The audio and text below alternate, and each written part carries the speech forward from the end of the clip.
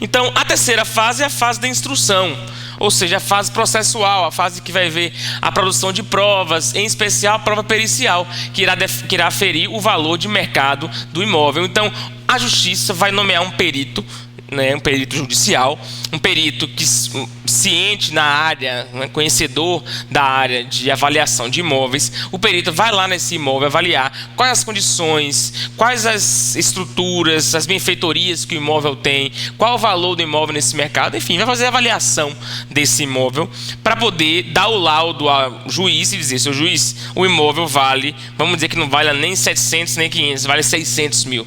Então, o imóvel está avaliado em 600 mil reais. E aí o perito dá esse laudo ao juiz e o juiz vai decidir. Porque o juiz, ele não é obrigado a decidir com base no laudo do perito, não. Ele pega o laudo para ter uma base. Com base nesse laudo, ele pode tanto acompanhar o laudo, a opinião do perito, quanto não. Ele pode avaliar, claro, menos de 500 mil não vai ser. Porque se o poder público já deu 500 mil, não vai ser a Justiça que vai tirar isso do particular. Então, a base é o que o poder público dá. Aí, a análise que ele vai fazer, se vai manter aquele valor ou se vai dar um valor a mais. Então, o juiz, ao emitir a sentença terá um objeto único, que é o valor da indenização. É como eu falei, a sentença não vai discutir se vai desapropriar ou não. A ideia é o valor da indenização. O juiz terá que considerar o valor do mercado do bem, considerar os juros compensatórios, moratórios, valor do fundo de comércio, correção monetária, honorários advocatícios, enfim. Deve considerar todas as parcelas que estão envolvidas aí nessa desapropriação, nesse processo, para estabelecer o valor da sentença, o valor da desapropriação. E aí, o que acontece com esse valor a mais? Vamos dizer que o particular ganhou. O particular ganhou 700 mil, né? A gente viu que ele já tinha depositado 500 mil reais e estava se discutindo mais 200 mil, né, que o particular pleiteou na Justiça. Imaginemos que o particular ganhou na Justiça esses 200 mil. Só que ele não vai ganhar de forma direta. Ele vai entrar naquela fila que nós já vimos, chamada de precatórios. Então, o 500 mil ele recebe na hora, porque inclusive ele já pode ter até levantado esses 500 mil. Mas os 200 mil excedentes, aquele que ele estava brigando na Justiça, ele só vai receber, se ele ganhar, ele só vai receber na forma de precatórios. E aqui a história do precatório a gente já conhece, né? Ordem cronológica, quem vem primeiro vai recebendo. A gente viu que a lei estabelece que se você ganha um processo hoje, no primeiro semestre de um ano, você deve receber esse valor no outro ano, no ano seguinte. Só que a gente sabe que hoje a realidade é outra. As filas do precatório estão gigantes. E aí o cara passa 10, 15, 20 anos até receber um valor.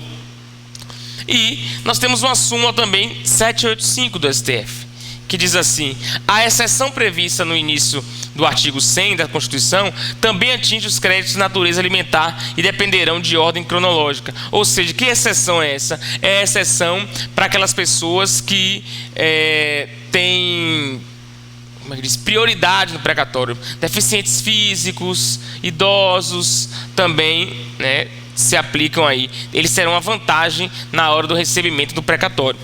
Tá? Que são algumas para a gente relembrar o precatório que a gente já viu.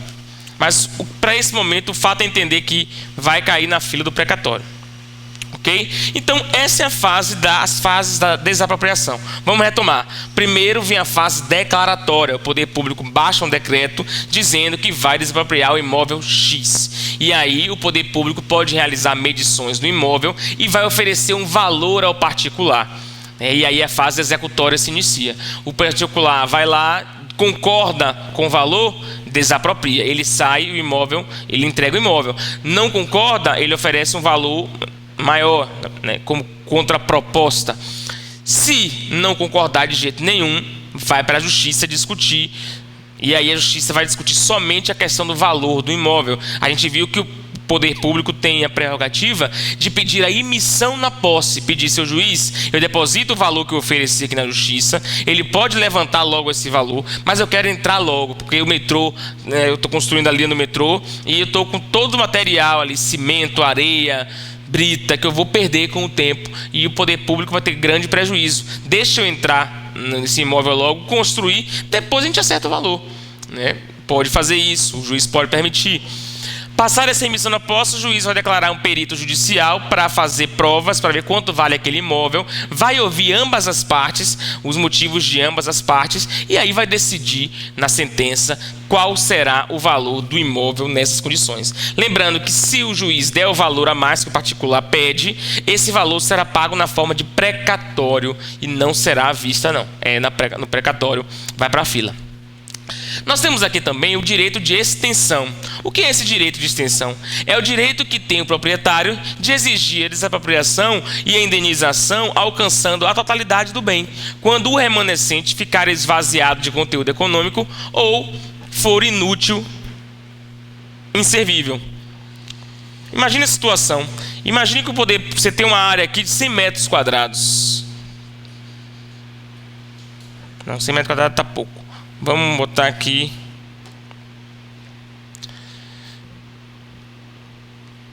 uma fazenda, já dá para...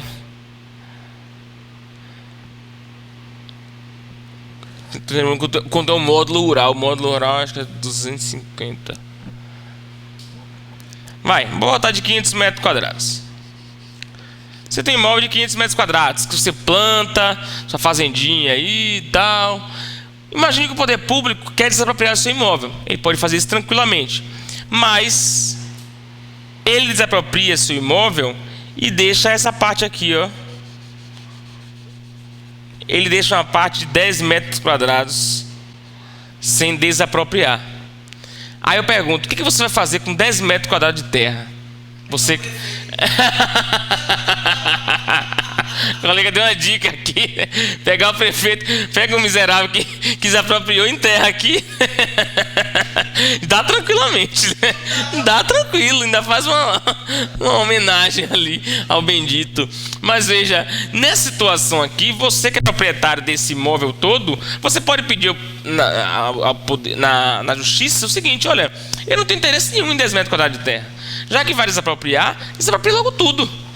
E é isso nós chamamos de direito de extensão. É o direito de estender essa desapropriação ao todo do meu imóvel, já que eu tive prejuízo mesmo.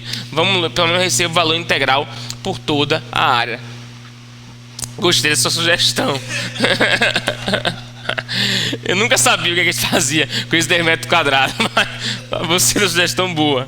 Então o direito de extensão é isso. Não confundir o direito de retrocessão com o direito de extensão, tá? Retrocessão é retroceder, ó. É pegar o imóvel de volta. Ele não deu a finalidade pública, então eu quero meu imóvel de volta. Extensão é estender a desapropriação para que a desapropriação aconteça em todo o imóvel. E por fim nós temos o tombamento. Tombamento, que é a última modalidade de intervenção na propriedade. O tombamento, ele restringe o uso de forma específica e onerosa por razões históricas, artísticas, culturais ou ambientais. A gente ouve falar muito em bens tombados, foi tombado, o Pelourinho aqui em Salvador é tombado. Aí nós temos cidades inteiras tombadas, como a cidade de Cachoeira. Tem cidades inteiras que são tombadas. Então o que significa tombar, né? Os imóveis de uma cidade inteira, um bairro inteiro, ou até mesmo um único bem? Porque até um carro pode ser tombado nessa modalidade de intervenção. Então o que significa isso aqui? Significa o seguinte: significa, por virtude de questões históricas, artísticas, culturais, é como se o poder público desse uma proteção àquele bem. Ele diz assim: essas casas do Pelourinho aqui, elas são patrimônio da humanidade. Então eu vou proteger, mas é um patrimônio da humanidade que está na mão de cada um particular. Nós temos vários proprietários ali do Pelourinho. Qualquer cidadão pode ter uma casa no Pelourinho, porque ali são imóveis, tem imóveis públicos ali, mas tem imóveis particulares também. Muita gente mora ali. Então o tombamento é uma forma de limitar alguns aspectos.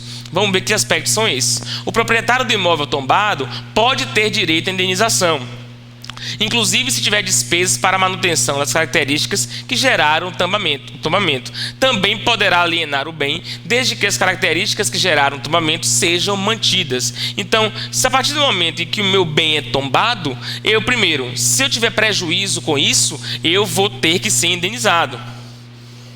Porque o poder público diz: você deve manter a fachada das casas do Pelourinho sempre com essa estrutura daí. Não pode deixar quebrar, deteriorar. Você tem que pintar para manter as cores, enfim. Esses prejuízos que o particular está tendo, ele vai ter indenização por conta disso. Ele pode vender um bem.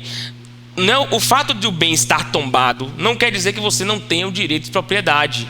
Você tem o seu direito de propriedade. Você só foi limitado em alguns aspectos. É as características daquele imóvel que você não pode mudar. Você tem que manter a mesma forma. Você pode vender o bem e a pessoa que compra esse bem vai ter que saber, ele tem que saber, né? Ele tem que respeitar aquela característica do imóvel. Ele não vai poder comprar e querer reformar. Não, ele já vai comprar sabendo que vai ter que manter aquele jeito ali.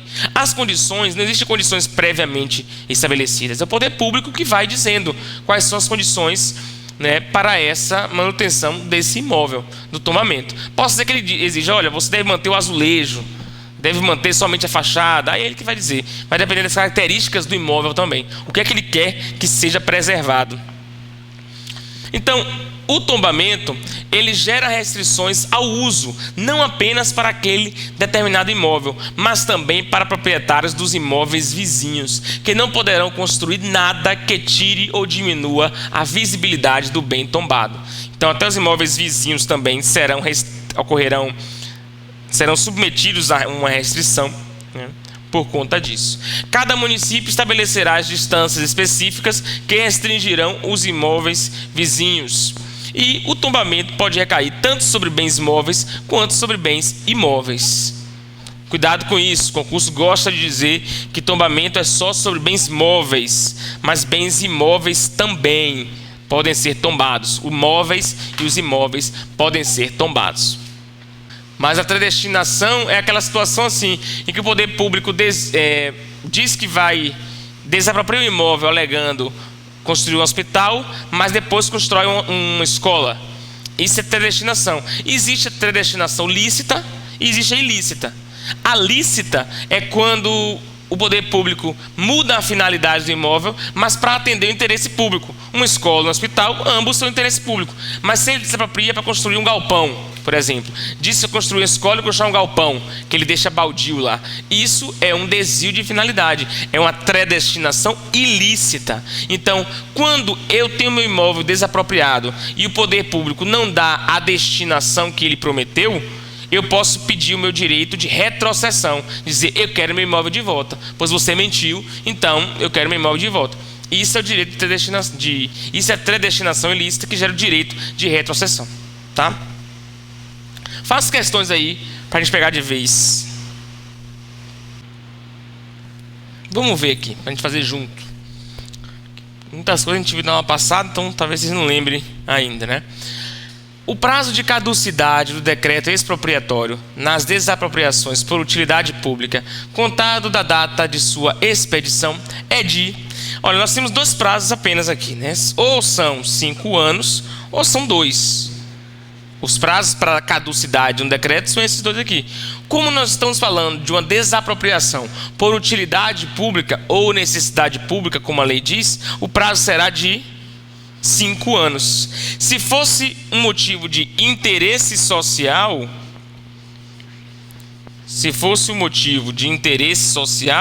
o prazo aí sim seria de 2 anos.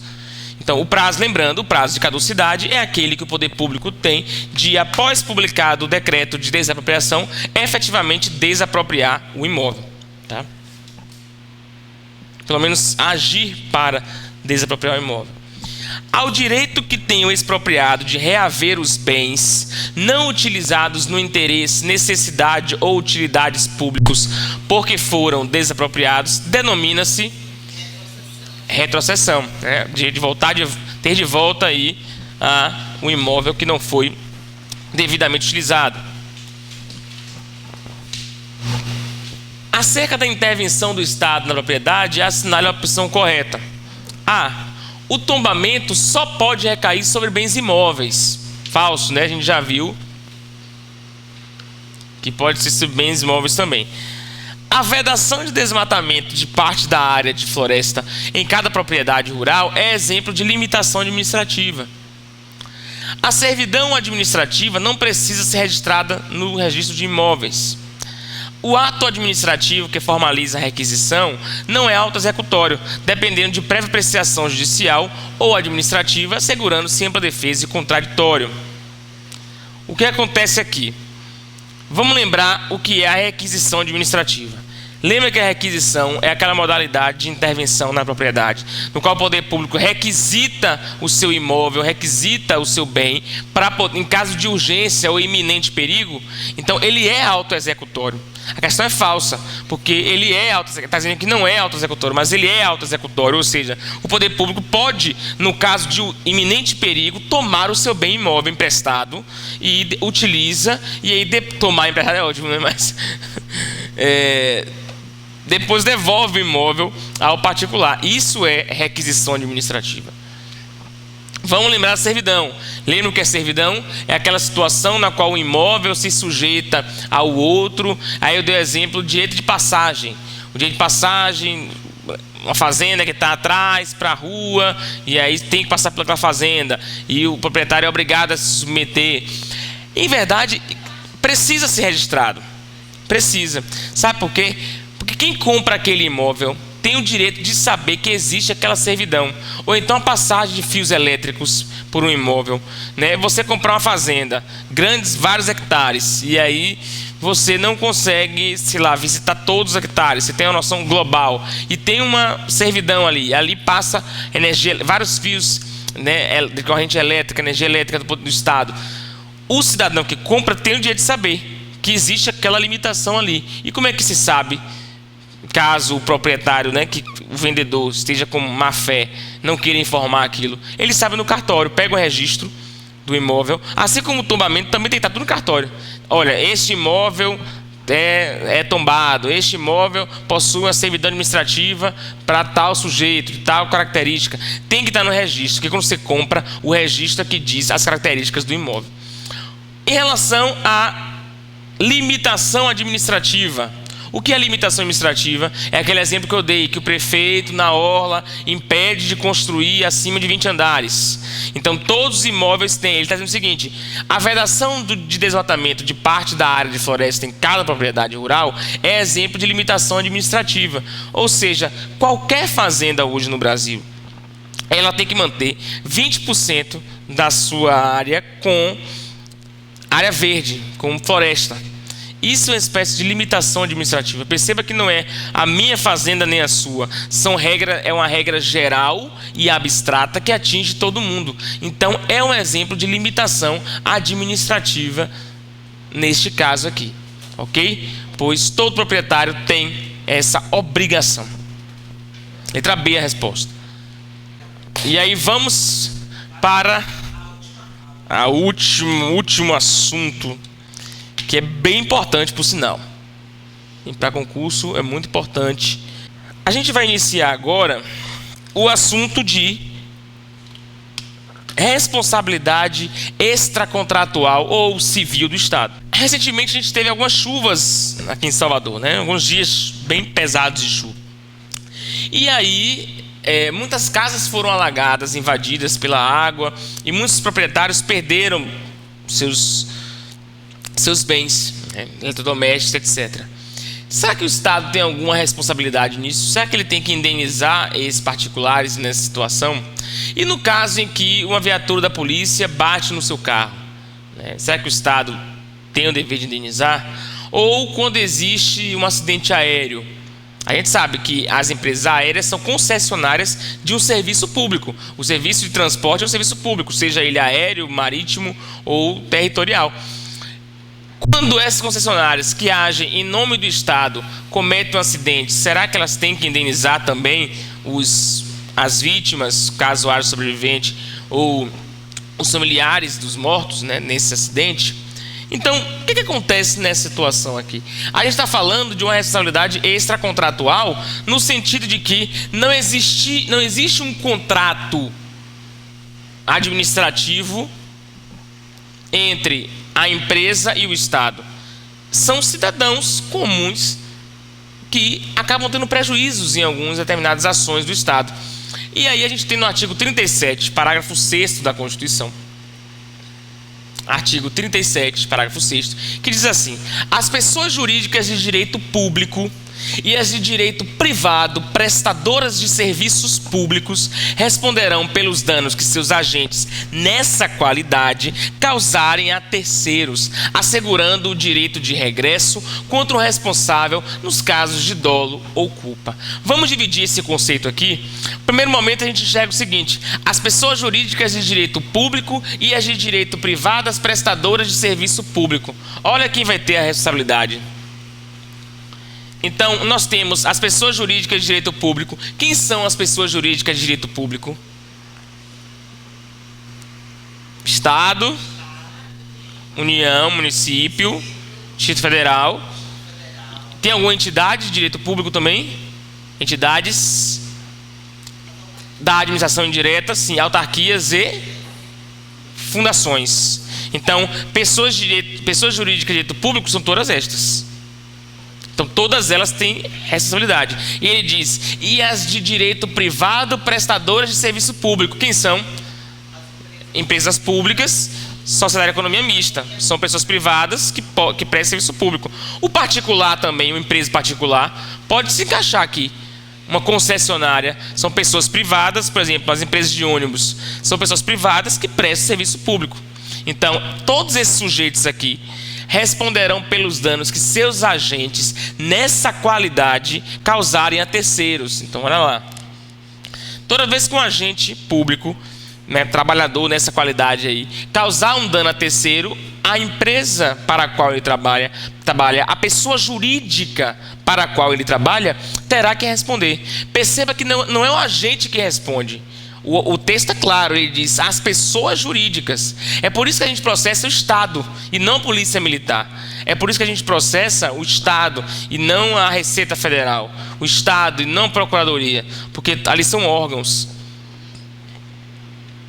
A gente processa a empresa de ônibus e não o motorista da empresa de ônibus que causam prejuízo.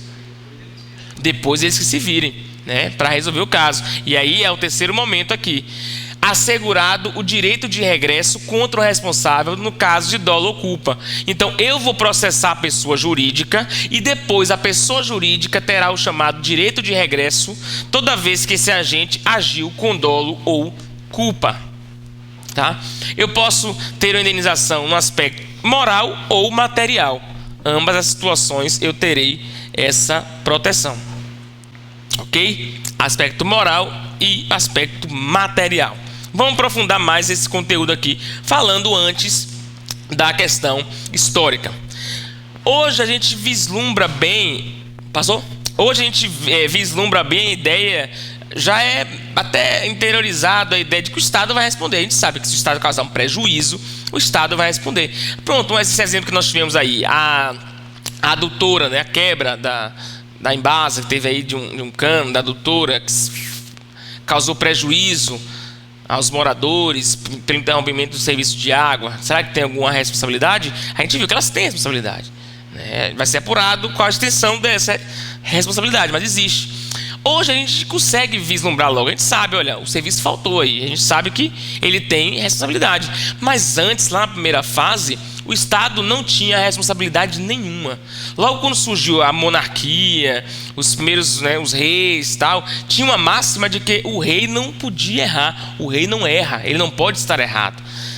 Mesmo o Estado causando prejuízo à sociedade, ele não respondia por nada, pois não se atribuía a responsabilidade a esse tipo de poder. A gente não alcançou essa fase, pois veio antes do Brasil. A gente já chegou na segunda fase, em que existia uma responsabilidade do poder público somente se houvesse culpa. Então, se o poder público, se a gente prova a culpa do poder público, ele terá uma responsabilidade. Aliás, a culpa poderia recair tanto sobre o agente quanto sobre o serviço, nos casos em que, quando a administração não faz o que deveria, ou quando o serviço funcionou atrasado, quando deveria funcionar a tempo e quando foi mal feito. Então, a gente evolui de uma situação em que o Estado por nada respondia para uma situação já melhor aqui. Sempre que a gente prova que houve culpa do Estado, a gente sabe que ele vai responder. Ou culpa do Estado ou culpa do agente, a gente sabe que ele vai responder. E aí a gente avançou depois para uma terceira fase chamada fase da responsabilidade objetiva. Hoje o Estado possui uma responsabilidade objetiva. Aliás, abra um espacinho aí em algum material de vocês ou no caderno para a gente diferenciar responsabilidade objetiva da subjetiva. Só para a gente ter isso sistematizado. A responsabilidade objetiva é aquela em que o Estado responde. Então a gente vai ter um fato, a gente vai ter um dano e entre o fato e um dano a gente terá o que nós chamamos de nexo de causalidade.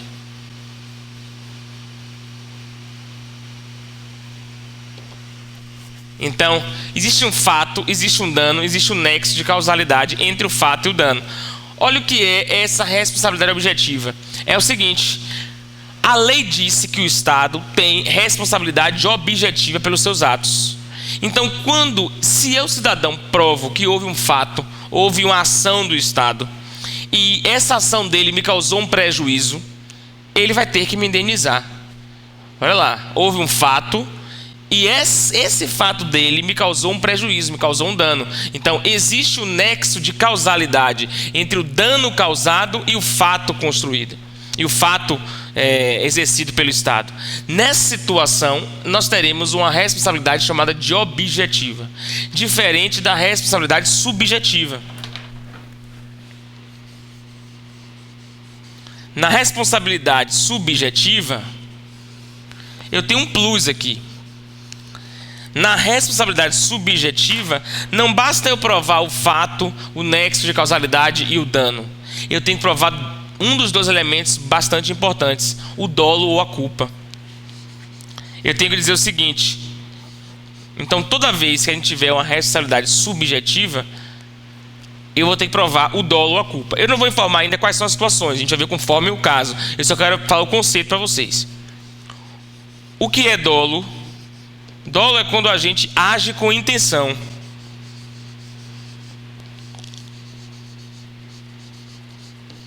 O agente age com intenção de realizar um determinado prejuízo.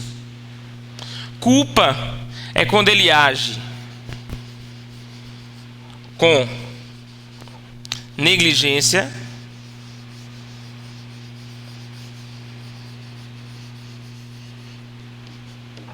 imperícia ou imprudência.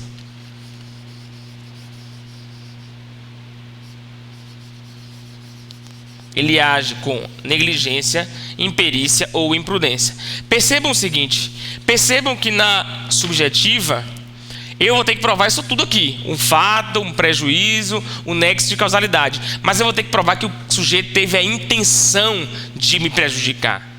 Ou então que ele, às vezes, não teve nem intenção, mas ele foi negligente. E ao ser negligente, ele me prejudicou. Ou ele foi imprudente, ele foi imperito, né? É o quê?